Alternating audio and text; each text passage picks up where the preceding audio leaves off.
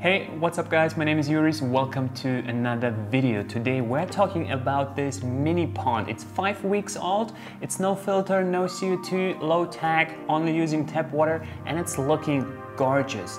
Guys, if you haven't seen yet the making of video, I highly recommend you check it out. Link above, down in the description below. Now let's assume you have seen the making of video and you're eager to see how the tank is doing 5 weeks after I created it. And guys, just look at it.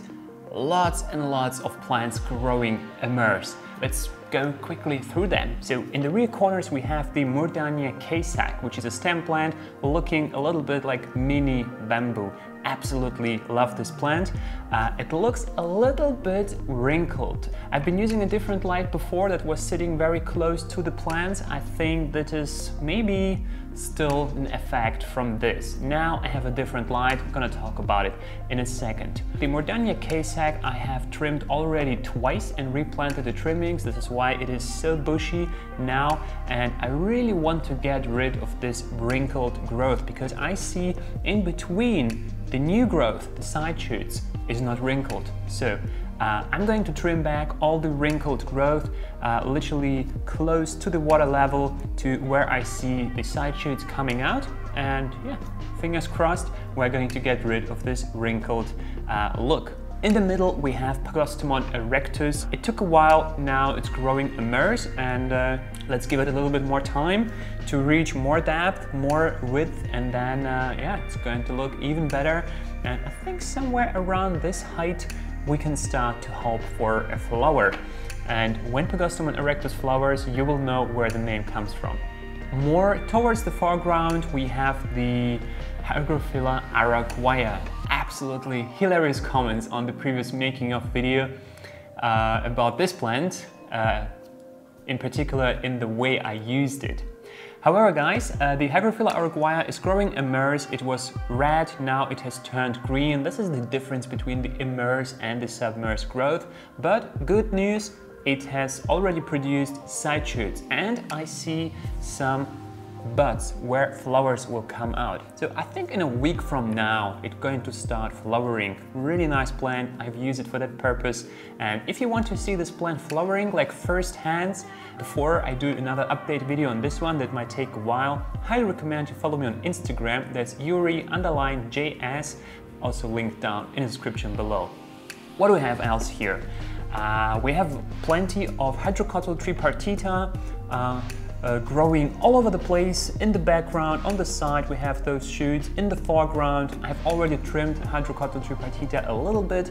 Those runners in the foreground, I'm going to trim and remove as well. I don't want it all over the place because, you know, when they are there right now, it looks cool, but in a week from now, it is going to be too much. So always kind of trim back when it looks the best, because then it's going to grow back and look good again. No worries. The moss, which is Christmas moss, I have actually already removed a little bit of it. It was too much on the sides and was touching the front glass. The Monte Carlo, both on left and right, is growing the best, and in the middle because it can feed from the soil. That little section Monte Carlo here was just stuck in between the plants. It's not doing so well as the one on the sides, but still growing nicely. And especially on the sides you can see the Monte Carlo is coming slowly towards the foreground, which is super cool. I like it how it blends with everything.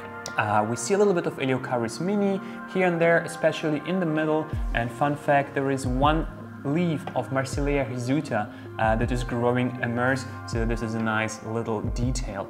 The Hygrophila pinnatifida that was growing on the driftwood has suffered a little bit. I guess I was spraying too much and somehow confused the plant if it's now submerged or immersed. So now definitely spraying less, and hopefully it is going to stabilize. We have here some pinnatifida immersed growing, so yeah, let's give it just a little bit more time. Yeah, that kind of wraps up the update on the plants. And for the following part, I would like to read out a couple questions. I made a post on Instagram on my profile where I asked for questions to submit kind of just in time for this video, and here they are. Aquascape Toronto is asking, hey Yuri, could you talk about DOOA Wabikusa mist? Will you be using it for the immersed plants? The DOOA Wabikusa mist is this product over here. This is basically a, I don't know, like a mist bottle, so you can spray your plants, provide them a little bit of moisture, and it has some nutrients and smells, has this mint smell to it. So you give moisture to your plants, it has some nutrients. It is really good to feed your epiphyte plants which don't have access to the soil and don't get enough maybe from the water. And the mint is supposed to block some sort of bad odors from the aquarium, the bad smell from the aquarium.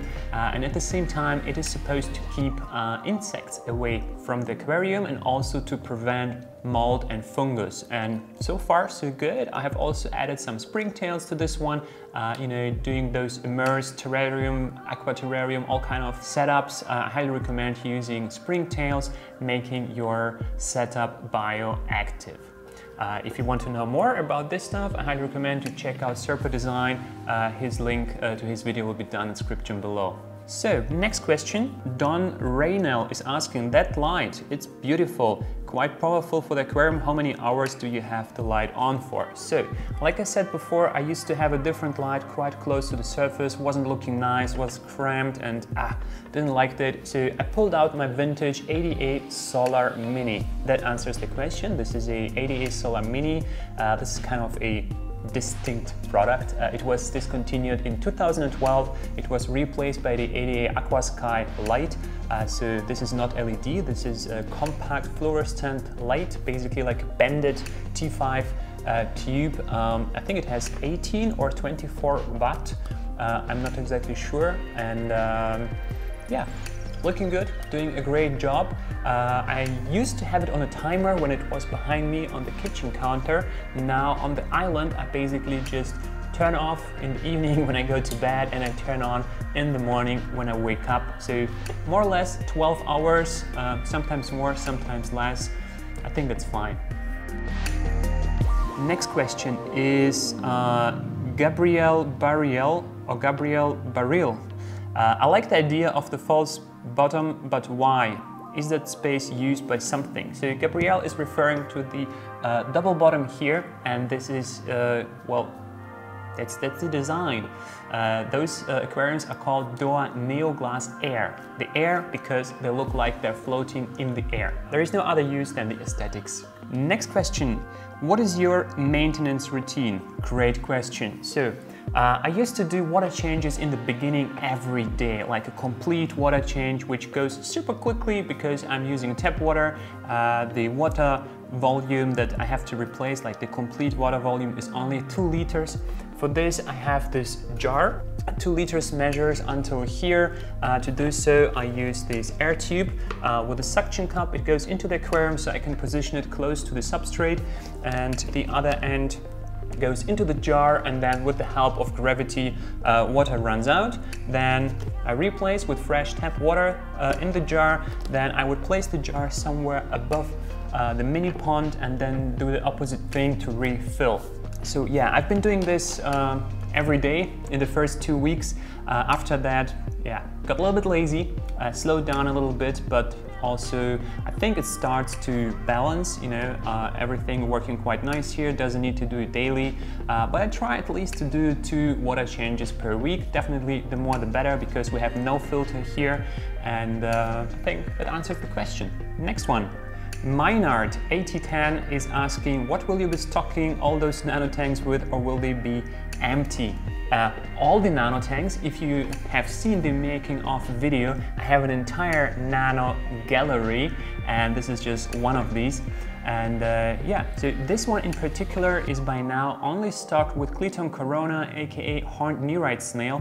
I think I have about 5 or 7 of them inside now, and I'm planning to stock with some wild type Neocaridina shrimp. And the reason why Neocaridina is because they're more robust and they're very good, you know, to be kept in tap water. Because the Caridina species, you know, like the bee shrimp, crystal red, etc., those shrimp require soft water, and I really want to keep this running on tap water as a low-tech setup. So that kind of wraps up this update video. I hope you enjoyed it. If you did so, show me with a thumbs up, subscribe to my channel if you haven't done so yet, and I'm gonna see you in the next one.